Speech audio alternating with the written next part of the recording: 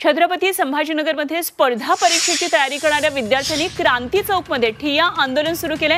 राज्यसेवा मुख्य परीक्षा किमान 45 दिवस पुढे ढकलण्यात यावी, तसेच विविध पदसंख्या वाढवण्यात यावी अशा प्रकारच्या मागण्या करण्यात आलेल्या आहेत। छत्रपती संभाजीनगरमध्ये अशा प्रकारे हे आंदोलन विद्यार्थ्यांचं सुरू आहे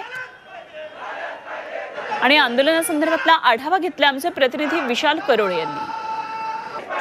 एमपीएससीच्या विद्यार्थ्यांचं आंदोलन सुरू आहे। क्रांती चौकात हे सगळे विद्यार्थी आंदोलनाला बसले। आपण बघू शकतोय राज्यसेवाची मुख्य परीक्षा पुढे ढकला, 45 दिवस पुढे ढकला अशी त्यांची मागणी आहे। सोबतच PSI, STI, ASO आणि SR या सगळ्या पदांमध्ये जागा वाढवण्यात याव्या। राज्य सरकारने जी जाहिरात काढली आहे त्यामध्ये कमी जागा दाखवण्यात आल्या आहेत, या सगळ्यांच्या जागा सुद्धा वाढवण्यात याव्या अशी या सगळ्यांची मागणी आहे। आणि त्यासाठी हे सगळे स्पर्धा परीक्षेचे एमपीएससीचे विद्यार्थी संभाजीनगरात आंदोलनाला बसले आहेत। मुली आपल्यासोबत आहेत। ताई, काय मागणी आहे तुझी?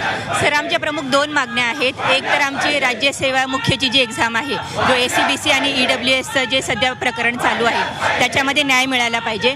आणि दुसरं असं आहे सर की 45 दिवस ही राज्यसेवा मुख्य पुढे गेली पाहिजे। आणि कंबाईनच्या जागेबाबत जे अन्याय झालेला आहे विद्यार्थ्यांवरती की सगळ्या जागा नाही आलेल्या, सगळ्या संवर्गाच्या जागा नाही आलेल्या, PSI, STI, ASO या सगळ्या जागा आम्हाला हव्या आहेत। राज्यसेवाने का 45 दिवस समोर जाणे आणि कंबाईनच्या जागा वाढणे ह्या दोनच मागण्या आहे आमच्या। या दोन मागण्या आहे, मान्य झाल्या नाही तर मान्य व्हायलाच पाहिजे।